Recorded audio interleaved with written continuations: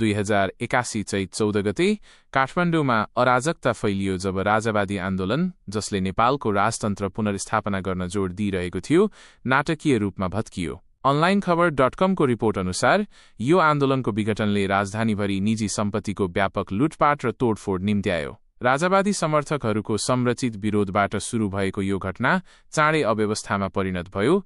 भीडले शक्ति खालीपनको फाइदा उठाउँदै घर, पसल र व्यवसायहरूलाई निशाना बनायो र विनाशको निशान छोड्यो। राजावादी अभियानले हालैका हप्ताहरूमा गति लिएको थियो।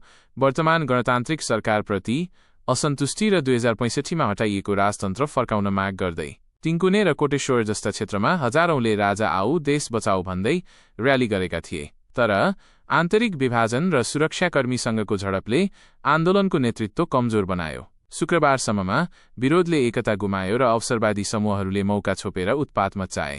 कोटेश्वरको चर्चित भटभटेनी सुपरमार्केट सहित निजी सम्पत्तिहरू मुख्य निशाना बने। प्रत्यक्षदर्शीहरूले खुला लुटपाटका दृश्यहरू वर्णन गरे।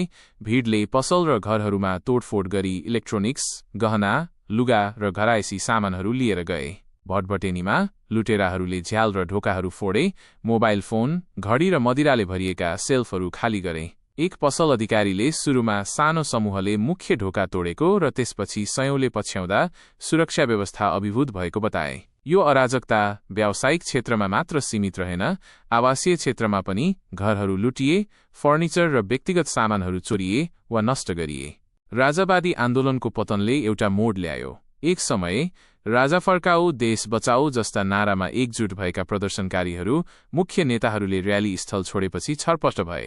प्रहरीले अश्रुग्यास र पानीको फोहराले व्यवस्था कायम गर्न खोजे पनि स्थिति उनीहरूको नियन्त्रणभन्दा बाहिर गयो। काठमाडौँ जिल्ला प्रशासनले टिङ्कुने जस्ता क्षेत्रमा कर्फ्यू लगायो, तर लुटेराहरूले प्रतिबन्धको अवज्ञा गर्दै अशान्तिको फाइदा उठाएर लुटपाट जारी राखे।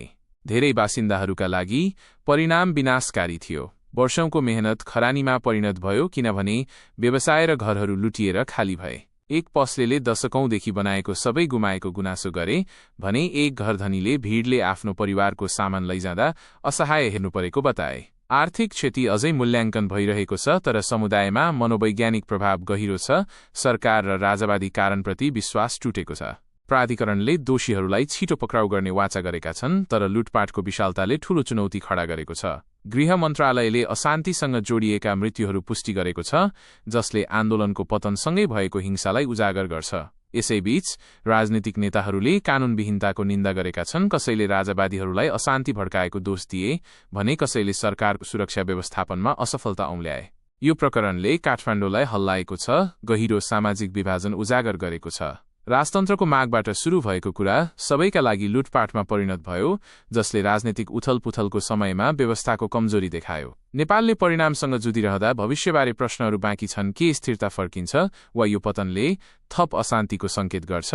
अहिलेलाई शहरले आफ्नो क्षति गणना गरिरहेको छ, निजी जीवन र जीविकाको विनाशमा शोक मनाइरहेको छ।